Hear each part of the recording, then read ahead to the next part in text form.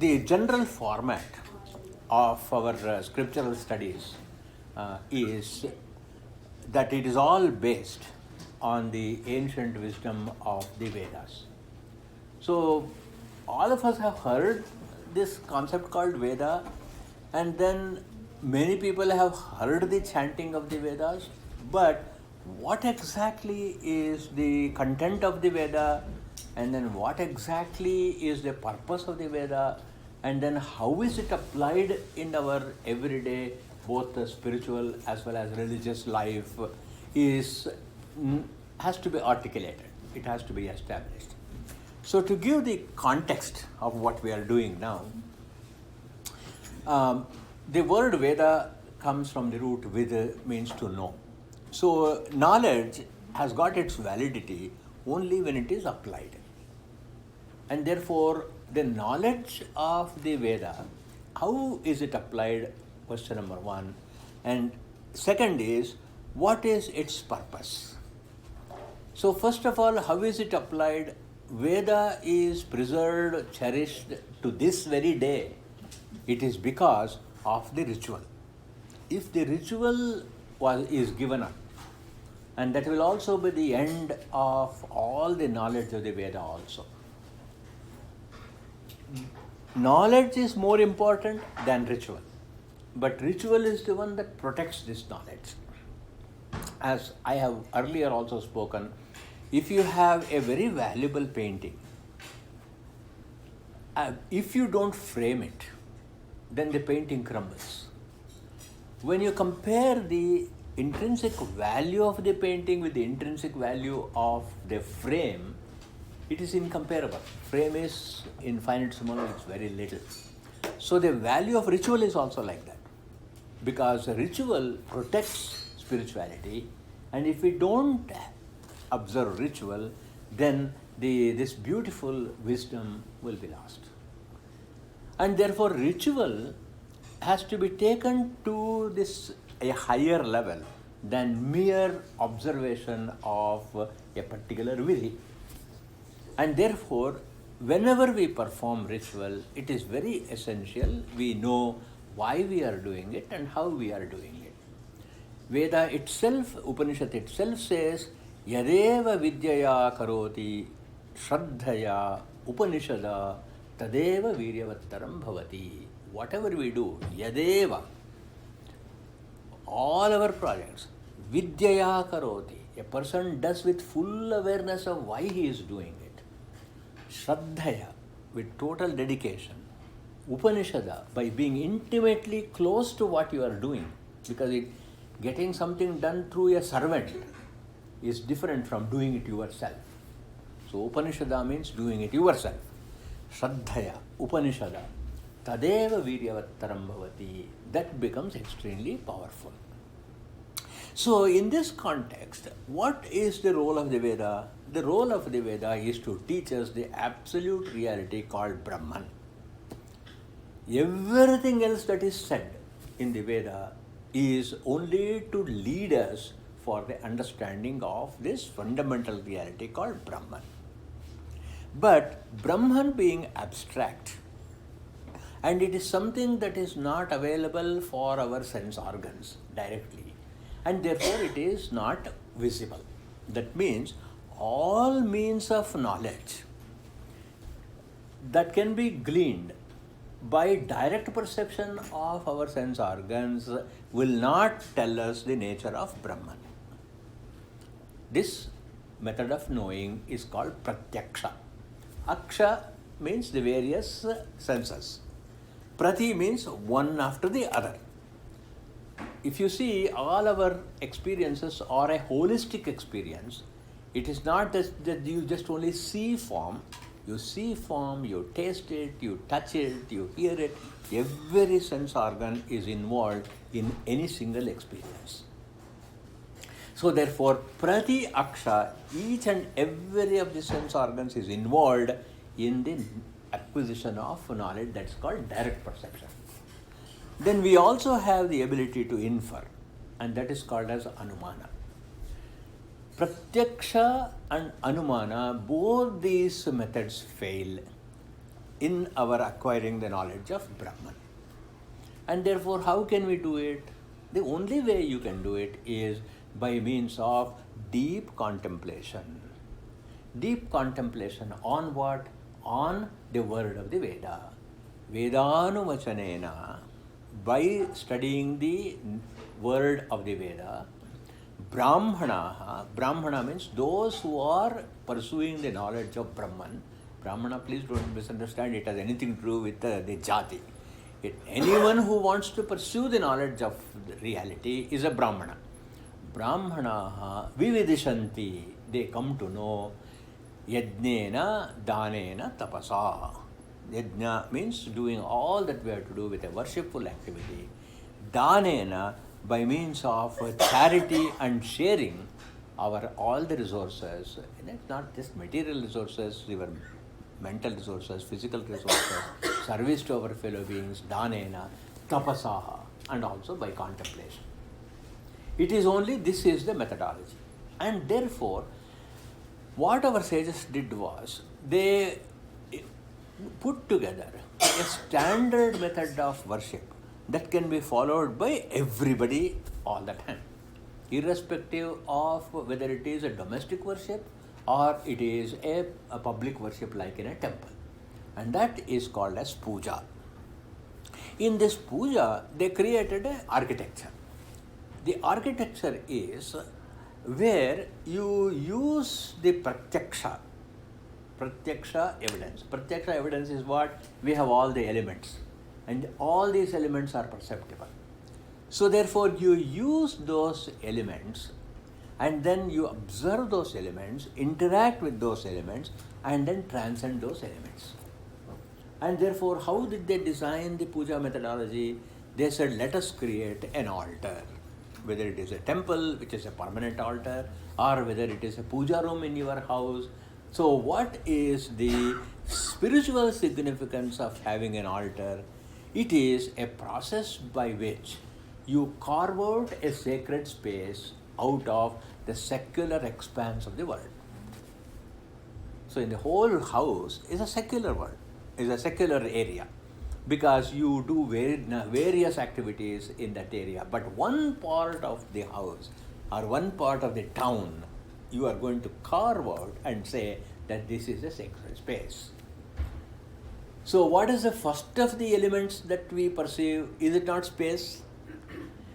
And for this we have a Upanishad mantra. Did we do Taittiriya Upanishad in our class? No. Someday we will. So here they say Akashad Vayuhu. So what was the first element that came into the universe in creation? It was Akasha. So in this case, Akasha is considered a space or space? Yeah, Akasha is the infinite space. Infinite, but elemental space. See, elemental space, even though for our perception is infinite, still, as far as Vedanta is concerned, it is finite, because it is matter only. Matter has to be finite. So that means, suppose there is a black hole, as they talk about, the whole universe collapses, including space. And when space collapses, even time collapses. So therefore now, first is Akasha. From Akasha came the Vayu. Akashad Vayuhu. Then we have Vayor Agnihi. Then it came Agni. Agner Apaha. From there you got water. Adbhyah Prithvi. From the water you got the earth. Prithivya Oshadhayaha. From there you got all the herbs and the edible food. Oshadhibhyo Annam. From there we got food. Anna. Annat Purushaha. From that the human being came. All of these things are incorporated in the puja process. How do we do that? Because you have to concretize an abstract entity. So you recreate the creation in a puja. So first thing you do is you carve out a sacred space, call it as the altar. And in that altar you keep the murti, and that represents the earth. It's the Prithvi. And then you, let us say you wave the incense sticks. That means you are actually energizing the air. So Vayuhu. Then you light the lamp, it is Agni. Then you use water. Without water, there is no puja, and therefore you use water in the kalasha, you use water in your containers, and therefore you use water. All of these things are used in the puja process. So first of all, you start by creating the altar. After creating the altar, you install the earthly murtis, product of the earth. And then after installing the earthly murtis, you start offering flowers, which is a product of the earth. And then you offer water. So, or in various other forms. All of these things are done. And finally, you come to offering the Naivedya, where it is Prithvi, Oshadhi, pure Annam. That is why we always have puja with the food. The Naivedya with food. And we keep tulsi on top of and we keep tulsi on top of Naivedya. Yes, so yes. Yeah. That could be an herb that is also representative. Yeah. After that, what we do, we eat that anna, Yes. isn't it? We eat that food as prasada. So, annat purushaha. So, we are recognized that we are made of that anna. And then the Naivedya is done, then you take the camphor, and the nature of camphor is its sublimation. Sublimation is what? You light everything, and at the end, there nothing is left. So we must also live in such a way that we become a light for the world, but the residue of ego is completely sublimated. And everything is impermanent. Everything is, after all, impermanent, and everything is, you make yourself redundant, saying that, okay, my work in this world is over, and therefore I don't want to leave any legacy. See, this is one of the reasons why we don't know who this Vasishtha is, who this Vishwamitra is, where he lived, what was his house, and then how many children he had, what is his legacy, which date. Why is it we don't know anything? Not that they didn't have a sense of history. It is they sublimated themselves. So we do this. After the arati is over, we come to our subject of mantra pushpa. In this mantra pushpa, the beautiful mantra pushpa is what is known as pratiprasava. You remember in our Yoga Sutra study, what we said was the descent of man from the absolute Brahman. Every contact with nature adds a little bit of impurity, isn't it? And therefore we are here, a combination of a pure mind and also an impure intellect. So therefore, how to make sure that our purity is again regained? For this regaining, Yoga Sutra is talking about pratiprasava. Pratiprasava means let us trace back.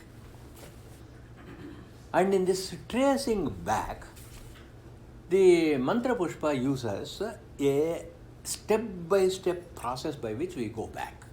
And let us see how it does, and then I will parse each one of them. So first we will see the mantra itself. Probably it will be nice even if you were to repeat it. Om Yopam Pushpam Veda. Yopam Pushpam Veda. Pushpavan Prajavan. Prajavan Pashuman Bhavati. Chandramava. Apam Pushpam. Pushpavan Prajavan. Pashuman Bhavati. Ya evam Veda. Yopamayatanam Veda. Ayatanavan Bhavati. So this is section number 1. In this section number 1, Yo Apam Pushpam Veda. Apa, the Sanskrit word apa has many meanings. The first of the meaning is water. Apaha is water. Another meaning is ap means scope. Vyapti. Scope means how wide it is. And ap also means work. So there are three meanings given to the word apaha. Water, scope or width or expanse, and thirdly, it also means work. So we have to carefully choose the word and its meaning in each one of these interpretations in context. So what is the first context? He who considers pushpa, the word pushpa again has two meanings. One is that it is a flower, another is pushpa means that which is sweet, that which is pleasing. So obviously a flower is sweet if it has the nectar for the honeybee. And the flower is very pleasant for us to see. And therefore both these meanings are applicable. Yaha, that person who apam pushpam veda considers that work, energetic work, dedicated work, self-motivated work, and makes the work, does the work in such a way he pleases the universe, then yaha apam pushpam veda considers whatever work he is doing as a sweet and pleasant. Then what happens to him? Pushpavan, prajavan, pashuman bhavati. Pushpavan, he becomes sweet. See, whom does the world like? Who is the one who is admired by the world? Only somebody who is giving us a service. Isn't it? Only that person is honored, that person is respected, only that person is loved. Yeah. So therefore, the person who is giving service selflessly, pushpavan, then giving it in such a way with all sweetness, again lot of work is being done reluctantly, but here the person who gives his service joyfully and committedly, and for him pushpavan, he becomes pleasant, he becomes sweet, he becomes a lovable person in the world. And prajavan, praja means children at the space of it. Praja also means prakarshena jayate iti praja, that means one who evolves into perfection. So therefore the person who is committed to this creative work evolves himself to be a praja. Prajavan, pashuman, pashu means wealth in general. He also becomes very wealthy. So there is materialistic wealth, there is a spiritual wealth, there is the wealth of the love from all his fellow beings. All of these things is achieved. Yaha apam pushpam veda, he who respects and then commits himself to what work he is doing.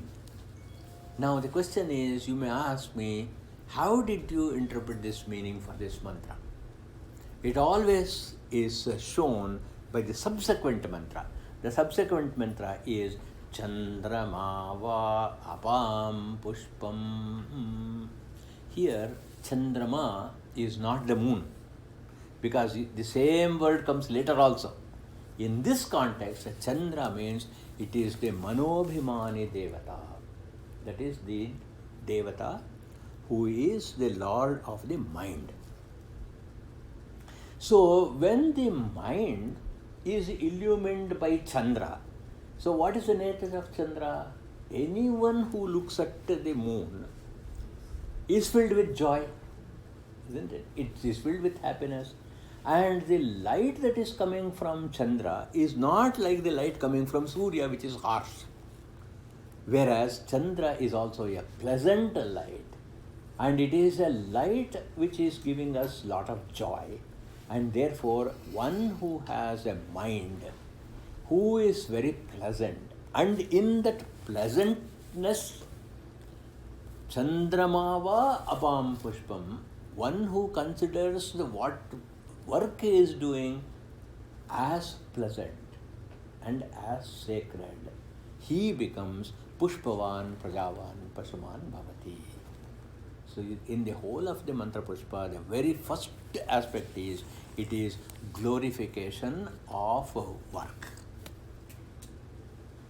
And all our work is capable only if we recognize that I cannot work without the support of the entire cosmos. So far, what did I do? I lighted the lamp. Wasn't that the first thing I did when I did puja? The very first thing is you light the lamp. Why do we light the lamp in the very first instance? You bring the Jyoti, the Atma Jyoti which is in yourself, you come and establish in the physical, elemental fire by lighting the lamp. And therefore, Agnirva Apam Ayatanam. Ayatana, what is the meaning of Ayatana? Ayatana means a place. Many meanings are there. Ayatana means place. Ayatana means cause. Cause. Karana. Ayatana also means Karana. So this is where immediately the mantra Pushpa switches to philosophy. So what is the philosophical part here? The elemental Agni is seen in the lamp. So that means you are only seeing a Karya, isn't it? So what is Karya? Karya is the effect. So wherever there is effect, there has to be a cause. So what is the cause behind the effect? That which is the cause behind the effect is called the support. Without the support of the cause, there cannot be an effect. So what is the cause for activity and action? Which is the first thing that we saw. Is it not energy? And energy is called Agni. So we said that it is the most sacred thing for us to do is to be active and working. And what is the Karana for me to work? And the Karana for me to work is the energy. And that energy is represented by Agni. And he who considers the Karana of all my activity as the energy in me, him becomes a support himself. Yo Agnehe Ayatanam Veda, he who realizes that Agni is the Karana for all my existence. Energy is the Karana for my existence. Ayatanavan Bhavati. Now, Agni cannot exist without water. Because we already saw the Upanishad mantra which says Agne Rapaha. From Agni comes water. How? How do we know that this happens? What is Surya? Is it not energy? Is it not fire? What does the fiery Surya does? Make clouds. Isn't it? He creates the clouds. And how does he create the cloud? He takes water from the ocean. What is the taste of the water in the ocean? Salty, isn't it? He collects it into the cloud. And what is the taste of the water that he showers? Sweet. How did salty water become sweet? What was the process? The process is Agni, who is also Surya, that energy with which I work, again go back to working, and that work, what it does is, it converts the bitterness and the saltiness of any project into sweet outcome. So here he is also talking about the quality of work. First time, in the first mantra, what did they say? They actually praised work itself. In the second mantra, now they are praising the quality of the work. The quality of the work where everything should be converted into something that is sweet. In this context, what bhavati means? Bhavati means happens, Happening. happens, becomes. So it's basically literal. Yes, becomes. So, yaha agnehe ayatanam veda ayatanavan bhavati. Now the next thing is, okay, what is this supported? This Agni, who is supporting this Agni? It is being supported by water. Apova agnehe ayatanam. Again, apaha, either you take it as work or you take it as water. Without the elemental water, there is no existence possible at all. Similarly, without all the living beings working, there is no existence. Tell me, just imagine, the whole universe will take a holiday for one day. And they will say, we'll do nothing, it's a Sabbath. End of creation. So it takes 10,000 people's work for me to open my garage and open my door at my office. Exactly. It's a 10,000 people's work. Exactly. We are so interconnected.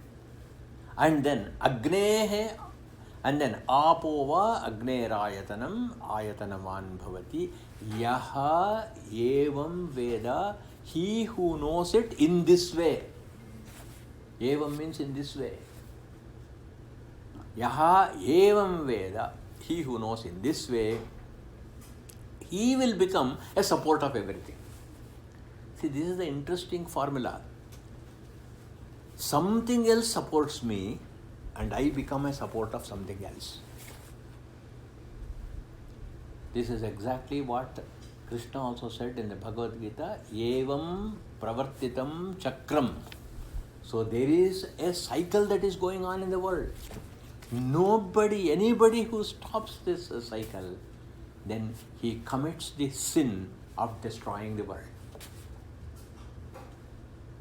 And therefore, he was saying, hey Arjuna, you have to do what you have to do. You cannot simply say, I have no interest in it. It is your duty as a Kshatriya. This war, you had many opportunities not to wage this war. Then in all those things, you have chosen to fight. At this point of time, you cannot get away. How can a person who commits to get married and then gets married, and after getting married, he says, I'm not interested, and then leave the wife or a husband? What does it mean? That is not the time when you should take the decision. And therefore, here he is saying, one who knows that he is the support of all these things, for him, he will become ayatanavan bhavati. So what is the support for Agni? Agni cannot be sustained without Vayu. So elemental fire cannot be sustained without the blowing of the wind. Now let's go again break the words Agni and Vayu. What is the meaning of Agni? Ga means to go, to move. When you prefix with Ga means that which cannot move. What is it that cannot move? All inanimate objects, isn't it? Ni means what? Makes it move. So the meaning of Agni, philosophical meaning of Agni is that which makes the immovable move. So look at my body. My body is totally made of matter. So what is the nature of matter? Nature of matter, it is only jada, isn't it? It is purely matter and it is inert, and therefore since it is inert, it is incapable of doing anything. But because of this energy, niyate means that which energizes the jada or the immovable is called Agni. So Agni is not just fire.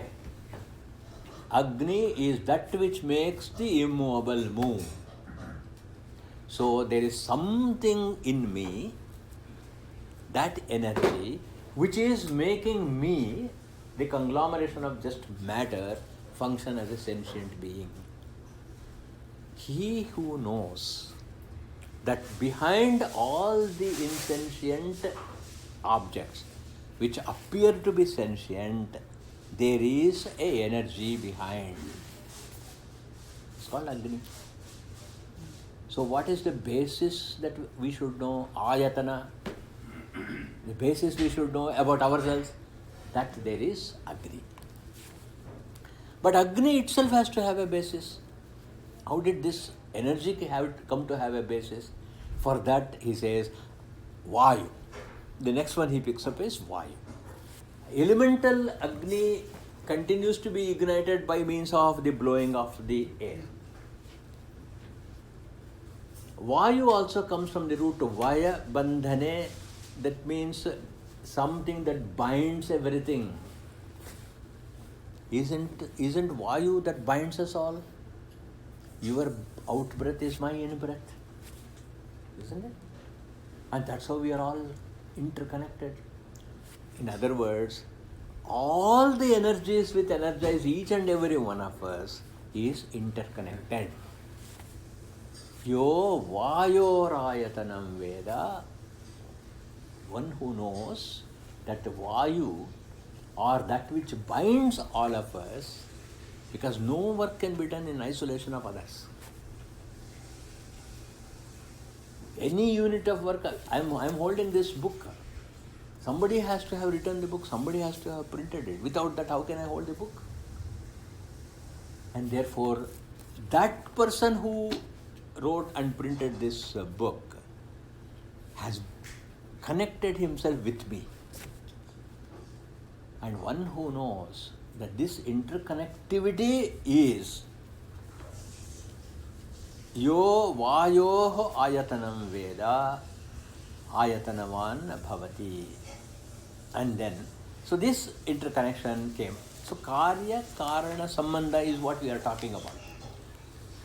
You look at a Karya, you look at something that is happening, and then you go to the reason why it is happening, Karana.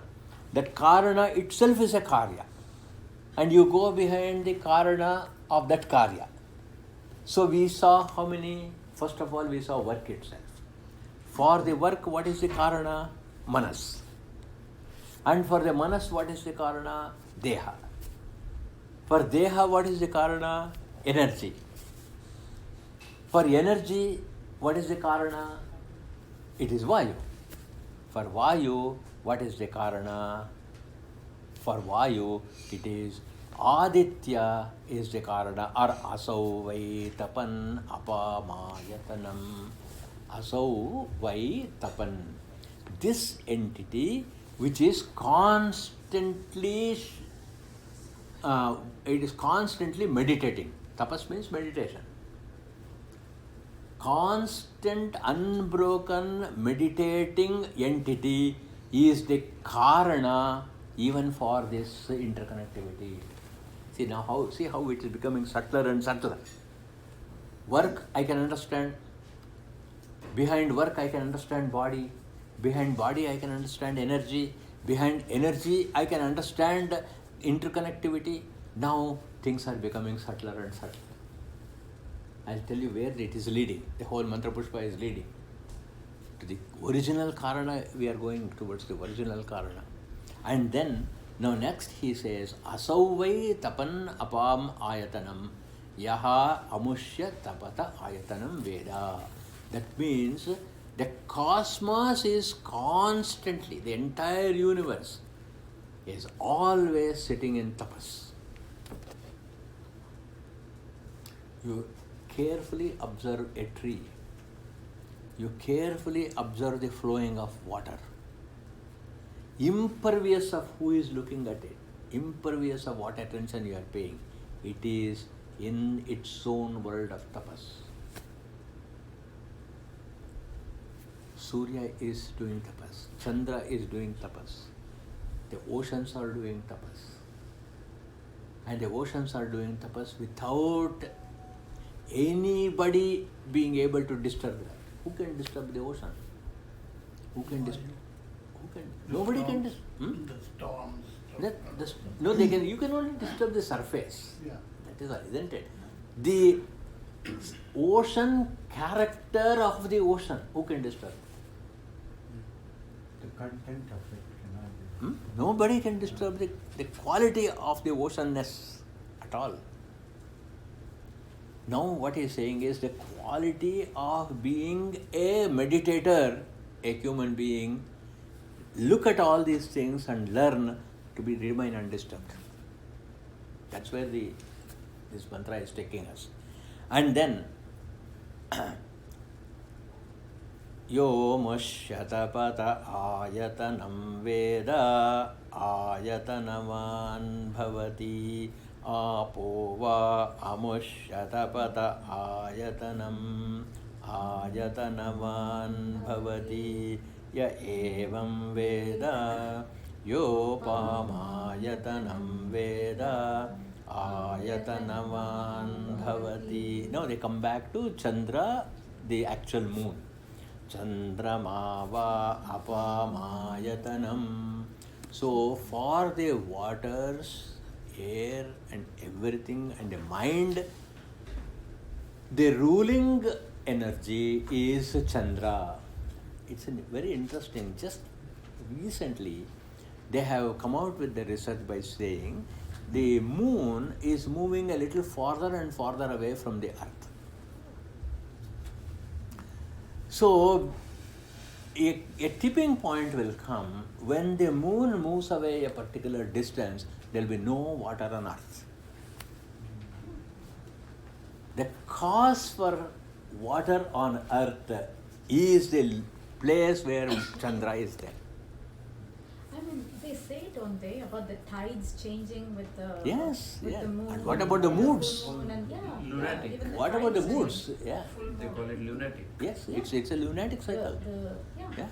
And all the The high menstrual rise of the cycle, tide. Yeah, everything. menstrual cycle, the cycle of tides, our mood cycles, all of those things are depending on Chandra. And now the new research is coming where Chandra is actually moving away from the earth in the orbit. When that happens, there will be no water on earth. If it has to What move did these away- people know? Yeah, I know. What did these Yeah, people but- know?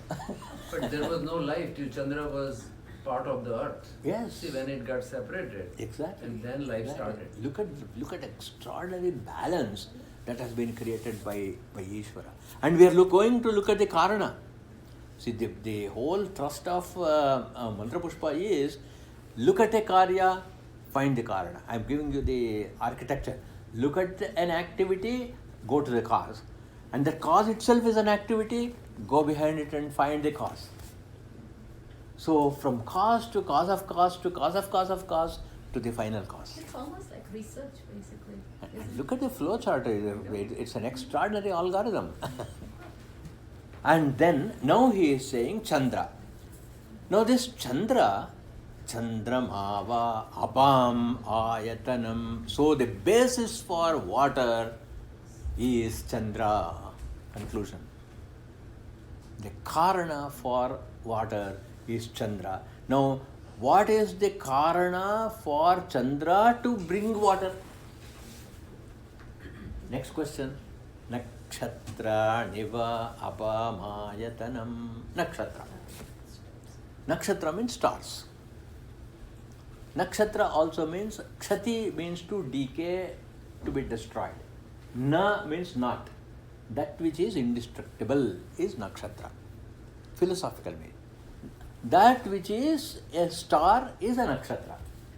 Now you see, there are certain stars, there are 27 stars as you know. There are certain stars under whose influence if it rains, then there will be nourishment for the earth and you will get food. If under certain stars rain comes, we will have a deluge.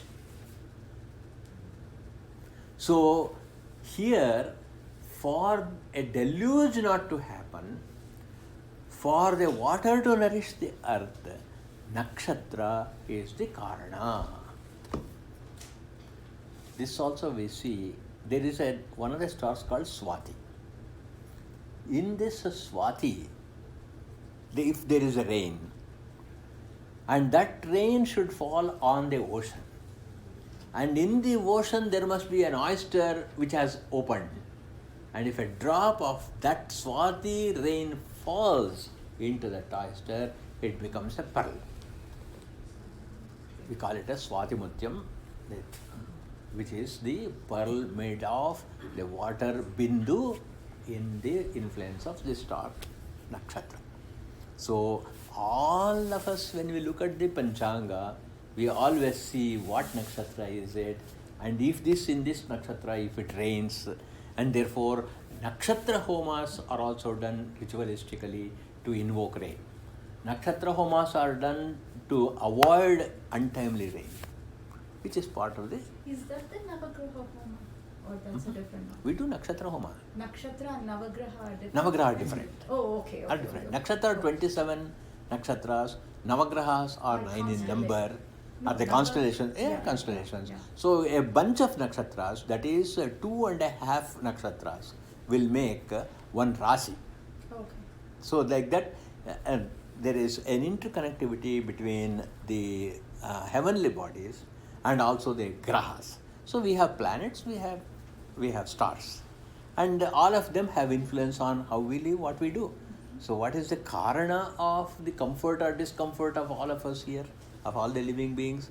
Here, Mantra Pushpa is tracing, this is the karana, this is the karana, and now the nakshatra is the karana, and one who knows the nakshatra is the karana for Chandra, Surya, Vayu, all of us, all of the above, ayatanavan bhavati.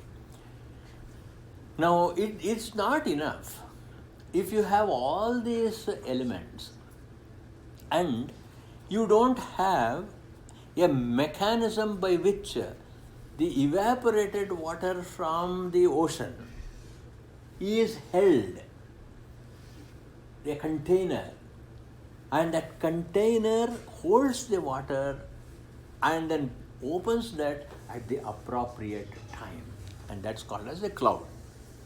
So what is the cause for an appropriate rain of the nakshatra under the influence of the nakshatra? It is because of the cloud, and the cloud is a deity called Parjanya. So therefore the next one is Parjanyo va apamayatanam. We need the cloud. Parjanyah parjanyasyaayatanam veda ayatanaman bhavati apo vai parjanyasyaayatanam ayatanaman bhavati. He who knows, ya evam veda yopamayatanam veda, one who has a disciplined enough mind to research into all the karana of every karya. That is the spiritual mind. A spiritual mind is not just a religious mind. A spiritual mind is an inquisitive mind which keeps searching for the origin. And when that searching has happened, he gets established in that. See, what is the scripture telling? You look at the karya. When you look at the karya, you understand the karya. How do we understand the karya? All karyas are evaluated saying that, is it good for me or is it harmful for me? Isn't it? That's all we think about every karya. But when you go to karana, then you don't think of profit or loss. Please think about this for a moment. When you are thinking of karya, you think of profit or loss. When you think of karana, the emotional involvement of profit or loss is lost. But that karana itself is a karya, therefore again you look at profit or loss. And therefore you go to the next step of what is the karana. That means this, as and more you go on digging into the Karana, the less and less you become about profit and loss. This is another spiritual growth that Mantra Pushpa is talking about. And then, so the next thing is, all this is possible only in the context of time. So, for time, it is called Samvatsara. Samvatsara means year. The cycle of the entire 12 months of the year. Why 12 months of the year? Because 12 months of the year is defined by all of the above. 365 days are required for the earth to go around the sun. So it is time. In the 365 days, there are the 12 months. And the 12 months are segmented only because of Chandra. Isn't it? And the 12 months of the Surya is not of the same intensity of light or heat, and therefore there are 12 Suryas. That's why in the when you do the Surya Namaskara, you take 12 names of Surya. Because there are 12 different Suryas, because they are different in intensity, though we think that it is only one Surya. Behind one Surya, there are 12 Suryas. So therefore it has to relate to time, which is controlled by Chandra. And Chandra's movement determines the rain, that is water or no water. And all this is possible only when there is Vayu. So from Karana to Karya, Karana to Karya, Karana to Karya. And conversely, from Karya to Karana, from Karya to Karana, Mantra Pushpa is taking us. Now we end up with time. Samvatsaro va apamayatanam ayatanavan bhavati apo vai samvatsarasyayatanam ayatanavan bhavati. Elementally, the rain, spiritually and functionally, our work is the foundation of everything. So we are in these cosmic spiritual waters. Now he is saying, Yopsunavam pratishthitam Veda. So what is happening now? Now we have in the primordial cosmic waters. It's an ocean. In this ocean, we have got to sail in this ocean without sinking. Correct? We have to sail on this ocean on a very strong boat. So first and foremost is we should not be sunk in the water. Second thing is we should have a strong boat. And the third thing is we should not get wet. And the fourth thing is this boat must be stable. That is capable of weathering any changes in Vayu, Agni, Surya, Chandra, in all of those things. So the scripture now says, Yo, he, Apsu, in this cosmic waters, Navam Pratishthitam Veda, has a very stable boat. Pratyeva Tishtati, in all circumstances, stays stable. So what is the ultimate reason for Mantra Pushpa? So that we can get that emotional stability to sit on a firm ground in the raging waters all around us. Yopsunavam pratishthitam Veda. Then he is saying, what is this boat? What do you mean by this boat? This boat is the Karya Karana balanced boat. That's why a boat has got two oars. So one oar is our constant functioning and working. And another is an intellectual activity. The other oar is the intellectual activity of relating to the karana. One is causing and another is looking for the cause. And in between, you should stay stable in this boat. So next thing is, why is it this mantra pushpa is at the end of the puja? I wondered about that. Because I wondered, why did we not start out with it? Why did we not should- start like this? Yeah. It is because the whole of the puja is a spiritual journey.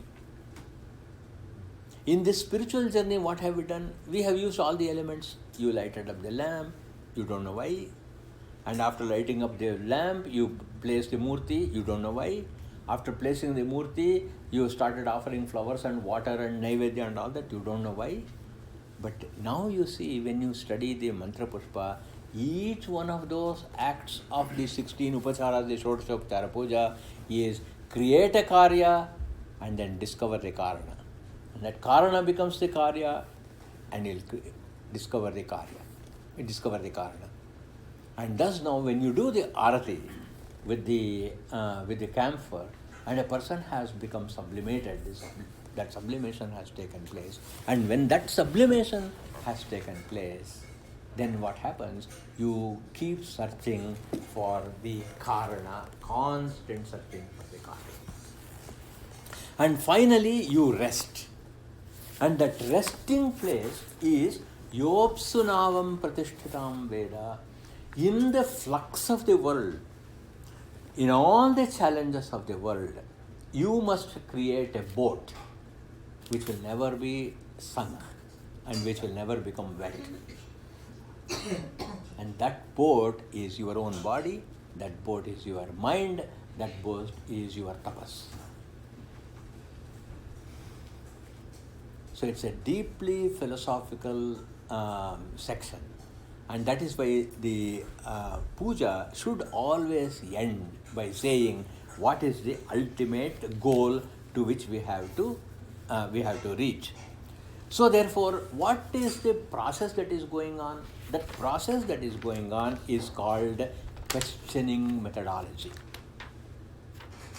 Unless you keep on questioning one after the other,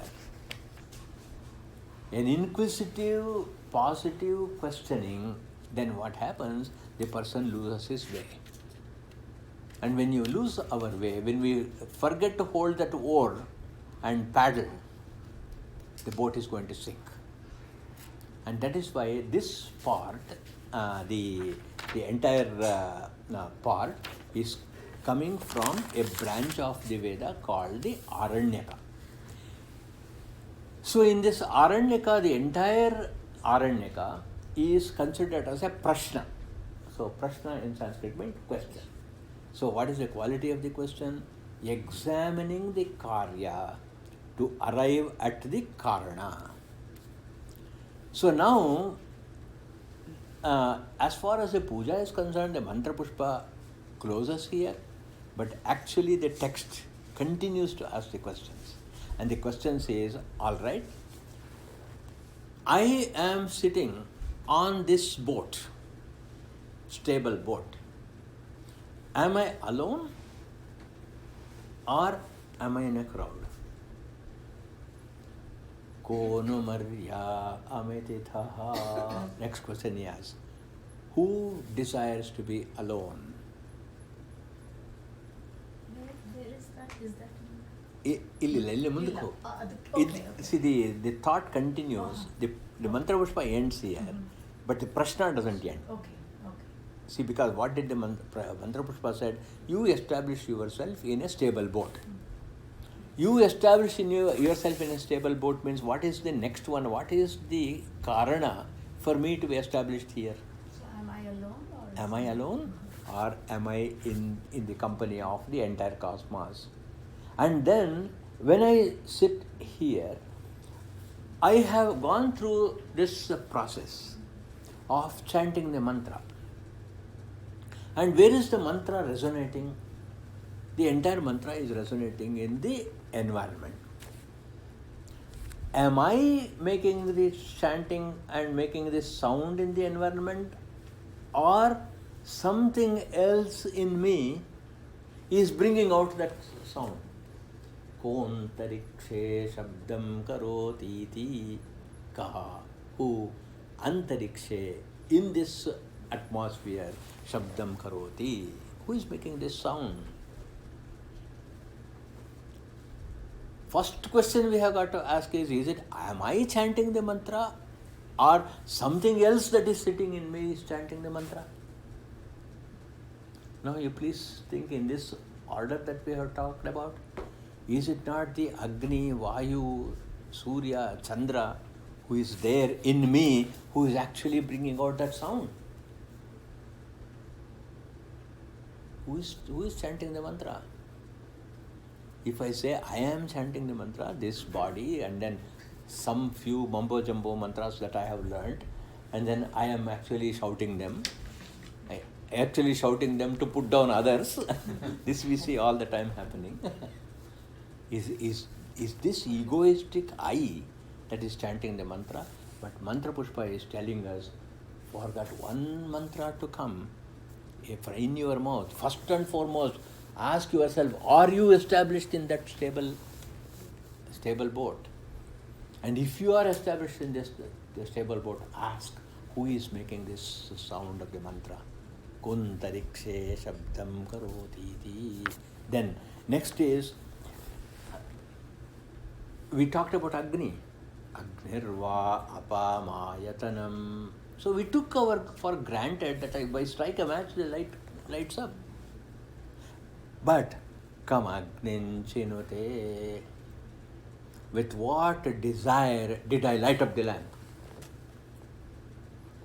So he goes and investigates into that. Then you talked about Surya. Asavai tapan apamayatanam. You talked about nakshatra. Nakshatra niva apamayatanam. When Surya was there, where did the nakshatra go? Where did the nakshatra go? What do you mean by this Dina and Ratri? Kvaha kveyam deva ratri. What is this Diva? Diva means day. What is this Ratri? What is our perception of day and night? Day and night, is it not a karya? What is the karana for this day and night? The karana of this day, what is the ayatana? Ayatana means what is the basis? All of this basis is by that unknown, unfathomable concept called Brahman. And that Brahman is the one which is making me sit on this stable boat. And now you are face to face with Brahman. And with Brahman, he asks a question. Pruchhamitva param mrityum. I want to ask you about death. Why do I want to ask you about death? What am I seeing? The day dies to become night. The night dies to become day. The month, 1 month dies to become another month. So I see constant this death, rejuvenation, death, rejuvenation. Death is a karya. Rejuvenation is a karya. Who makes this karya? Somebody must be staying in between, making this happen and making that happen. Kim svit antara bhutam. Antara, in between. What is that which is standing and making each one of these happen? And all of this is happening and also creating the yin and yang of punya and papa. Lokancha punya papanam. All this is being created. And all this can happen only in the presence or the support of an entity which is not affected by either karya or karana. Isn't it? Because as soon as you say something is a karana for a karya, that karana itself becomes karya. And therefore there will be another karana for that. So ultimately we have to go to a state of a causeless cause. As we were talking yesterday. Objectless. objectless illumination. And that objectless illumination, the causeless cause, is Brahman. And therefore, what do we do at the end of the mantra pushpa? At the end of the mantra pushpa, the only thing you can do is you are completely overwhelmed by this realization that the fundamental support of everything is Parabrahman, and you have no choice but to fall on the ground in namaskara. That's why we do the mantra pushpa at the end of the puja, so that the realized person just falls down flat on the ground, and then he will submit himself into this enormous amount of knowledge by saying, "Oh Bhagavan," for no reason, because it should be a causeless cause. For no reason you have made all these things and given me an opportunity to reach you. Because imagine if all of the above was not there, if work was not there, if mind was not there, if energy was not there, if connectivity was not there, if time was not there, if water was not there, if any of these were not there, where is the field for us to realize the causeless cause? And therefore it is also a thankfulness that all these karyas for a non-thinking man looks purposeless, but for a contemplative man sees that each one is a stepping stone called Sopanakramat. That's why you will see the whole of the mantra pushpa is like ascending one step at a time. And ultimately you stand at the peak of this wisdom, and in the peak of wisdom you have no more to climb, and you are stable. When you are gone on top of the mountain, you don't fall down. Because why you don't fall down? The entire mountain is supporting you. And what is this entire mountain? Starting from Apaha, work, to Chandra, to Surya, to Agni, all of these things have got only one single purpose in the creation. And that single purpose is for me to realize Parabrahma.